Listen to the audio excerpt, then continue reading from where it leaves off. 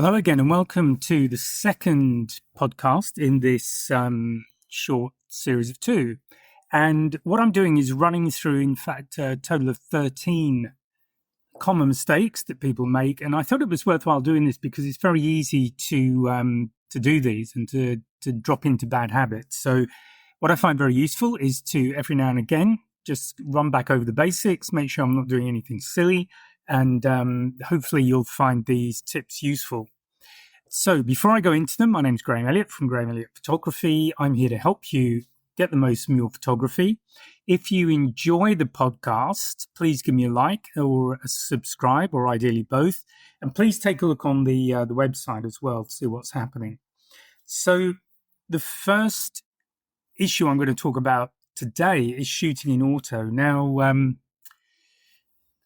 I run mini workshops, I've got podcasts, I've got all sorts of things, and in fact, full online courses to help you to get out of auto. And the reason is quite simple, because auto is allowing the camera to decide what settings will give you the best exposure.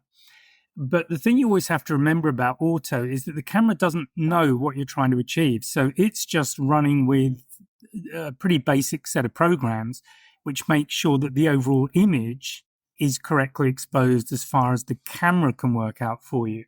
So the camera doesn't know what the subject is. It will use what you're pointing at generally, but until you start getting into your exposure settings and understanding how your autofocus works, you're going to be quite limited. And then going beyond that, we have a thing called modes, and this is where you set certain things as a priority. So typically you'll be using shutter speed or aperture to be the most important thing for that particular image or the photography you're doing.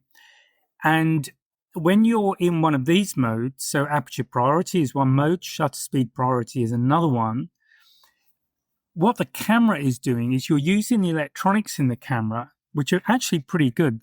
Modern cameras are very powerful light capturing boxes, let's put it that way. But you're getting the camera to do the heavy lifting for you, where it can safely do that automatically without changing the creative aspects of the photograph, which is where you come in, because we are photographers. What we're doing is we're sharing an experience with the people who look at our images. So auto is very, very restricting. Yes, you will get pretty much perfect exposure every time, more or less, but that's not really what photography is about, at least the photography I do. So here we're looking more at snapshots. So when I was growing up in the 60s and 70s, that was the kind of stuff that we would typically have with, my father particularly had a camera and would do snapshots. So they're just pictures, but no real creative thought behind them. Whereas the photography that I'm looking at now and the photography I teach is about really engaging with the creative aspects of photography. And in doing that, that is really good for your own well-being, your own mental health, and just having some fun. So my recommendation is, if that you are in auto and you're really not sure how to get out of it, do have a look at what's available on my website, or find a course somewhere. You may not like the way I teach, which is fine, but find somewhere to give you a structured course out so that you understand what is going on with the exposure triangle, because that's really important to understand that. And then you're going to have a lot more fun with your images. Okay, so that was shooting in auto. Secondly, is not checking settings. So this is also very important, because it may be that you would, you're doing consecutive days photography and you forget to change the settings from the previous day, or you're not taking a test exposure to see what you get in terms of, or a test shot, just to see what sort of exposure you're getting, what kind of shutter speed you're running at, all of those things. To a lesser degree, white balance, unless you've changed the environment you're in, so going from sunlight into, say, tungsten lit environments, that kind of thing, you're likely to have a color cast appear, because sunlight, the light temperature, without getting too technical, is different to the temperature of tungsten light. So these are essentially, it's about wavelengths. But it will, if you get a funny sort of hue, a funny cast on your images, there's a chance that your white balance is out. And of course, the thing is as well, it's not just about remembering what you did last time, but we can accidentally change a setting without realizing it. If we are in one of the active menus and we don't realize it, we can set up an exposure compensation we don't want. We can be running with a completely wrong ISO, whatever it might be. So at the beginning of every shoot, whatever that means to you, but when you start taking photographs, just do a test shot, look at the settings, make sure that you've got things where they need to be. That might be burst mode. You might want to be in a silent mode. You might want to be in aperture priority or shutter speed priority or whatever it might be. But do remember to take a look. And the other time when it's really critical to keep on top of your settings is when you are in situations where the light levels are changing fairly rapidly. So that would be golden hour, blue hour. And when you've got, if you're outside and you've got conditions that are quite sunny, but you've got clouds coming over every now and again, or maybe pretty regularly, in which case you need to keep doing test shots just to make sure that the exposures are correct. Because if you get the exposure wrong, as I've said many times before, if your exposure is wrong, it's very difficult, and it can be really difficult to bring that image back when you get into post-processing. So do remember to check your settings regularly and make sure that they are appropriate for the conditions and the kind of photography that you are doing. Okay, another thing is just overlooking details, and this is more the just the basic stuff, like, are your lenses clean? What about your sensors? Sensors will gradually get dirty over a period, no matter how careful you are with them. So I always recommend getting your camera serviced every now and again. If you're using it a lot, probably pretty regularly, maybe once a year. If you're not using it that often, at least have a think about having the sensor cleaned. And on that, I definitely, unless you know what you're doing, do not do it yourself. It's well worth it, particularly if you've invested in reasonable amount of money in camera gear. Just get a professional lab to clean the sensor for you and make sure everything else is okay. So with what I do, often I'm in very dusty environments, and it's pretty impressive where dust can get. So I always get the camera cleaned when I come back home, and get the sensor cleaned, and just make sure there's no dust where it needn't be. Another thing is with lenses, if you've got older lenses, these multi-glass element lenses, you can start to get things happening in there. If there's a little bit of damp has got in, you can get things starting to grow in there. It doesn't look very much, but it will just degrade the performance of the lens. So do remember to get your kit serviced periodically, and how often you need to do that will really depend on how often you're shooting, where you're going, and also where you're storing it. So make sure that the gear is stored somewhere where it's clean and dry, and that way you should be okay. But these are the kind of things that are important for one aspect of overlooking details. And the other thing is just to think about framing opportunities. How do you set up a shot? So when I talk about composition, one of the things I suggest people do is, once you've taken a shot, take the same thing with a different composition. That might mean changing position. It might mean zooming in, zooming out, moving where the subject is, going from landscape to portrait. There are various things you can do. But if you are in a situation, and particularly if it's one of those trips of a lifetime opportunities, you don't want to miss a brilliant picture because you just didn't think of it. So if you are going away, if you're planning to go on a safari or something else that is one of those trips of a lifetime, I really recommend that you spend a lot of time practicing with your camera, get inspired by different compositions, whether it's by doing a course or looking at Instagram or somewhere else where pictures are shared. Maybe look at wildlife photographers' websites, have a look at their images, wildlife competitions like like Wildlife Photographer of the Year, things like that.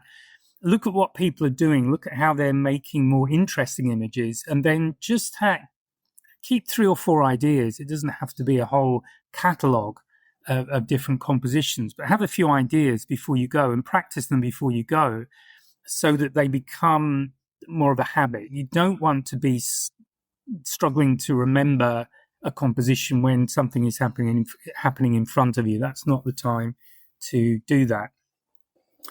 Okay, the next one is rushing a shot. So it is important, and again, with wildlife, things can happen pretty quickly. And if you don't capture them, that might be it. And I've certainly experienced that, where I've missed a really good shot for whatever reason. I was distracted or something else was going on. I mean, it happens to all of us. So the lesson in that is to always be paying attention, always be ready to go. Um, don't don't be in too much of a hurry. Make sure that you are properly focused, that you're framed. Um, try do be ready with experimenting with multiple shots for composition, but remember the key thing is to capture the image. So when it comes to post-processing, one of the things I'll do, and I spoke about this last time, is maybe recompose an image. So I might pull out a bit on a zoom lens so that the subject is not as dominant in the image. How far out you go is up to you. But that does give me the opportunity to just recrop, because I use raw files. I use the biggest file that the camera is capable of storing, which means that when it comes to editing, I've got a lot of information I can work with. So it gives me quite a lot of freedom when it comes to just recomposing that image. So do remember to check your focus, your exposure, all of those things, and just shoot in a way that gives you some options. So don't always go for the tight crop when you're trying to get an image. Okay, lack of storytelling is another one. So what do I mean by that? Well, I often talk about photographers being visual storytellers, and I use that idea because I hope it makes you think about looking at what's in the viewfinder, so what's in the whole frame, not just your subject or one other thing. And I joke about it being, allowing you to avoid the situation where you take a portrait of somebody and there's a tree growing out of their head and all the classical stuff. But I think it's important because it does make you look and think about what you're doing. It's thinking about, okay, first of all, you need a clear subject, and this is one of the things that tends not to happen. So people will just fire away. And I've been asked to critique stuff, and I look at it and I think, well, okay, what am I looking at? What am I supposed to be looking at here? This is nice, but what is it? It's kind of nothing.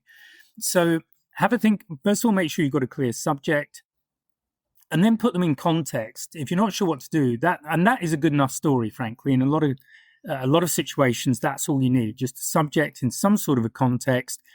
People looking at it will tend to fill in the blanks themselves anyway. But thinking about things from a storytelling perspective does lead to images that have far more impact. And if there is something really important going on that you can build on, really think about how you're composing your image. It might be very emotional, it might be disturbing, all sorts of things. Everything's possible. We shoot pretty much everything that's going on. So the more you practice with that idea, the better you get at composition, at not having elements in the image that are distracting and don't support the subject, because that's what you're doing. You have a subject, and the rest, the rest of the image supports the subject normally, or makes the subject really stand out, and the impact is in the connection with the subject. But that's what I mean. So it's not to overcomplicate it, and it's not to intimidate people into getting too caught up in this idea, but the basic idea is to have a clear subject and just look at what's happening in the background or maybe in the foreground. What is that telling the viewer about the subject, and maybe recrop accordingly.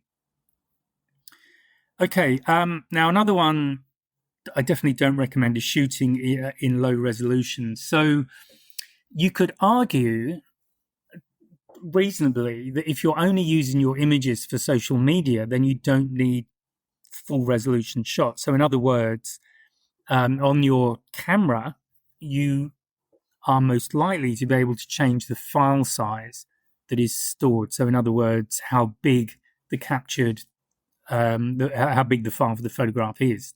So I always go for the maximum size, but you can argue that, well, if you go for the smaller size, then you can get a lot more on the storage in the camera you're using. Perhaps certain things will work faster, like bursts. You'll have longer continuous bursts. If you're only using the social media where you don't need a big file. In fact, if you have you actually don't want big files, because if you put a large file, so I'm guessing now, since it's a little while since I looked at the specs, but let's say 30 meg file, you stick that into Instagram, that is way too big for Instagram. That's going to compress it like crazy, and you might be really excited by what comes out and what actually comes up on your Instagram feed, because it's likely that it won't be what you put in. So, yeah, if you're shooting for social media, you want quite small file sizes and JPEGs.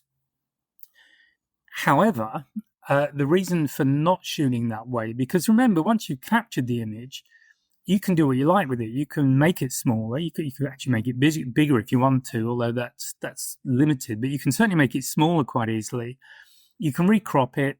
You can change it to JPEG. So always shoot in RAW, not JPEG, because if you don't understand what these are, RAW is the term that's used to refer to the file format that the camera manufacturer is using on that camera. So the file that comes out of my Canon cameras is a .cr2 file. And what that means is it has all of the information that gives you the image, and it has a lot of information about the image, plus all my metadata, the camera, the shutter speed, all that kind of stuff. It might also include GPS information if that's active on your camera. So you do need to be aware of that, actually, if you're in certain countries shooting certain things like government installations, that can get you into a lot of trouble. And also, I would turn that off, because one of the thing that will affect me pretty regularly is where I'm photographing endangered animals.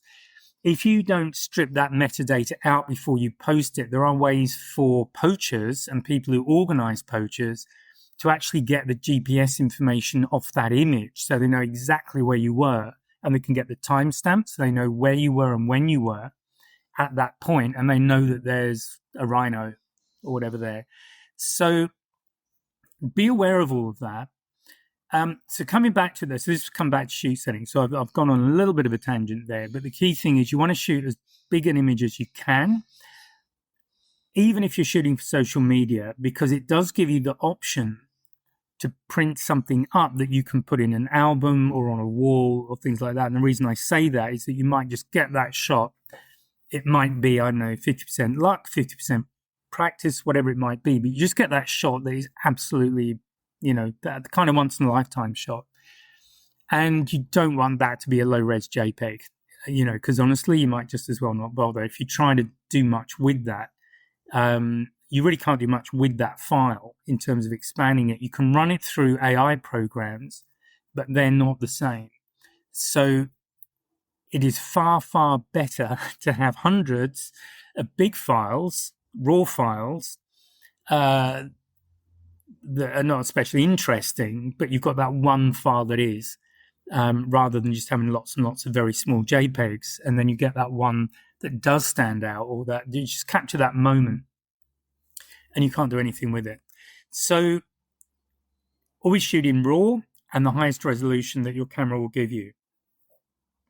And then the final thing, and we sort of touched on this anyway, but it's ignoring post-processing. So I do have people who basically say they want to take photographs and not post-process. Well, look, you can do that, but the reality is, certainly when you're shooting digital photographs, the best photographs, when you look at them on your camera, are going to look a bit flat.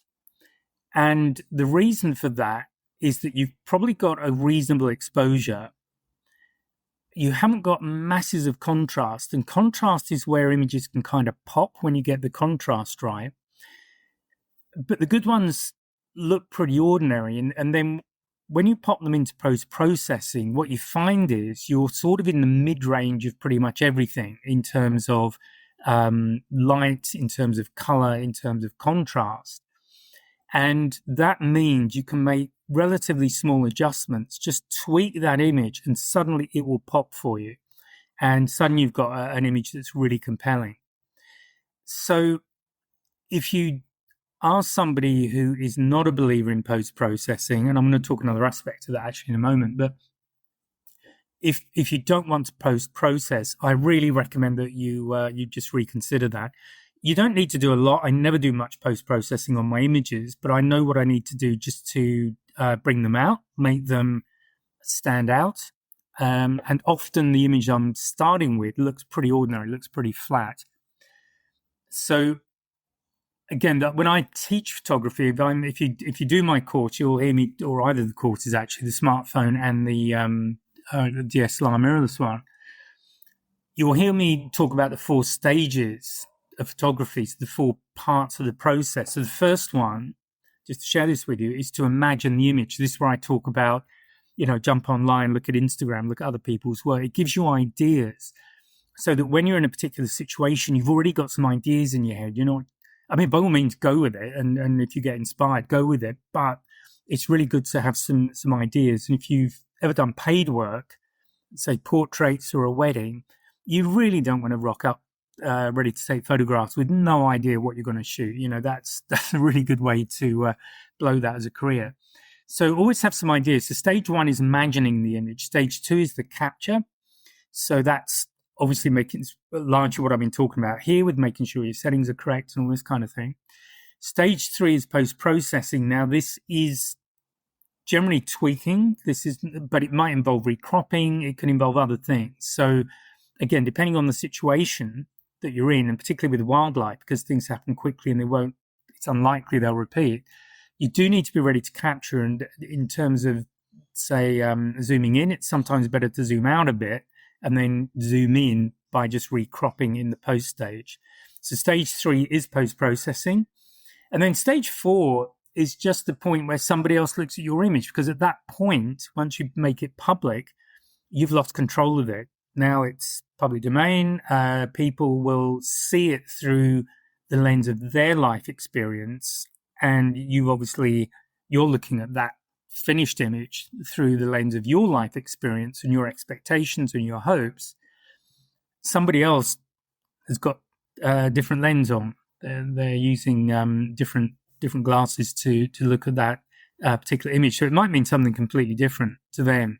And that's part of the joy of it. And that is where it becomes art, because now you've lost it's not in your control anymore. It's there, and other people will just interpret it as they choose.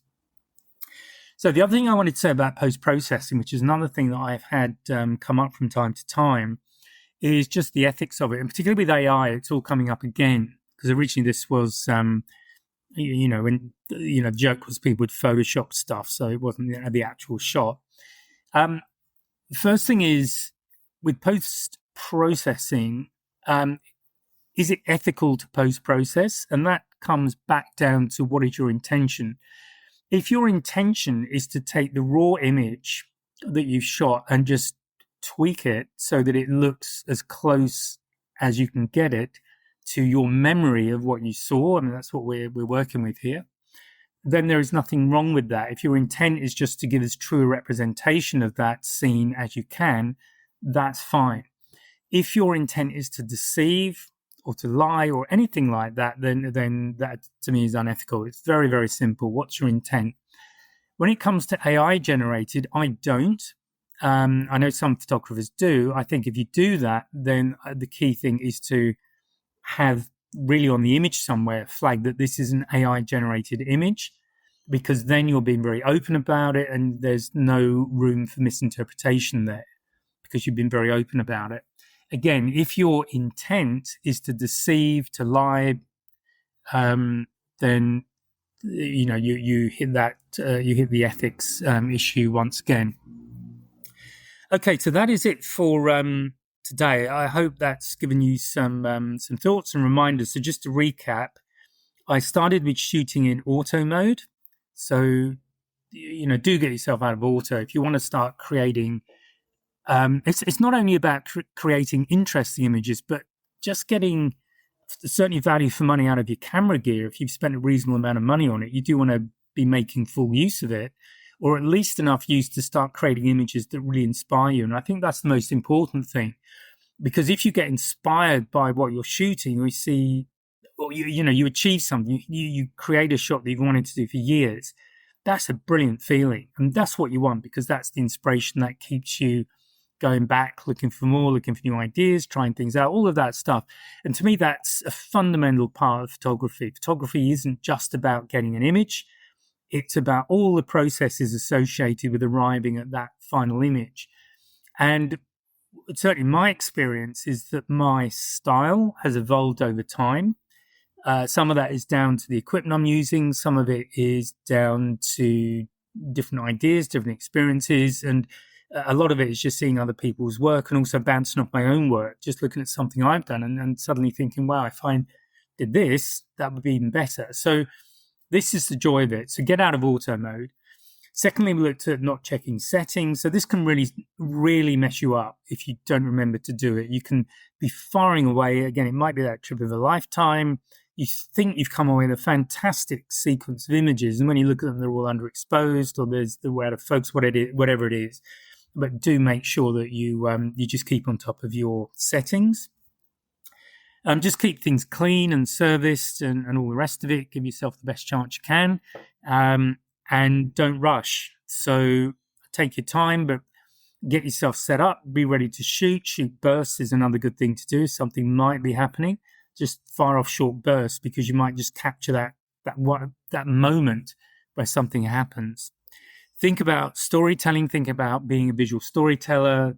So in other words, have a clear subject. Use the background to provide some sort of context or support for the subject if you're telling the story of the subject. And look at everything that's in the viewfinder or on the screen before you take the shot to make sure that whole image is balanced. It gives you what you want.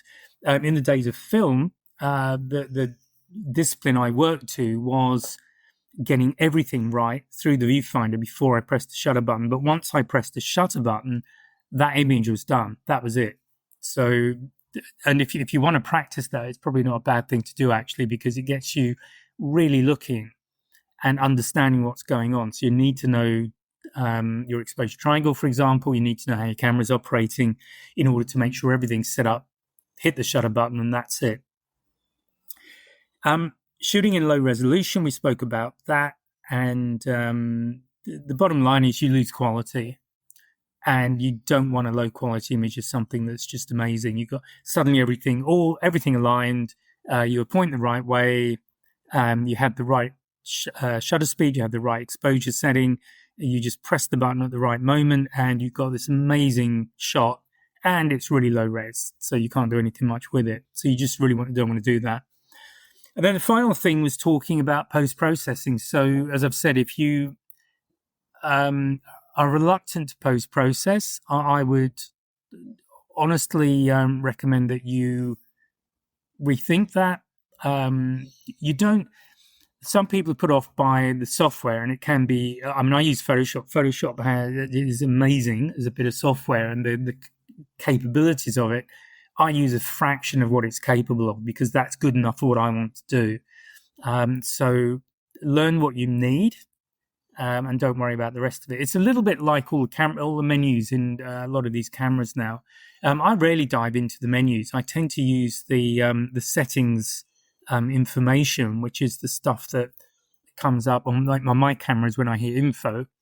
That's most of the time is all I need to change and all I need to work with. So although there is a huge amount of things we can change both on the cameras and in the software, the reality is, for most of us, we don't need to go in and change stuff very often, at least things that involve going into a sort of deep dive through menus. Okay, that's it for this podcast. So I will speak to you again on Friday with a new one. I haven't decided what I'm going to talk about yet, so come back and find out. Please like and subscribe if you feel I've earned it, if you found this useful, and I will speak to you next time. Bye for now. Just before I go, please remember to take a look at the website, www.ge.photography, because there are various things going on, including mini workshops and Also, join the mailing list because then you won't have to look. I'll let you know myself. So thanks again for listening, and I'll speak to you next time. Bye for now.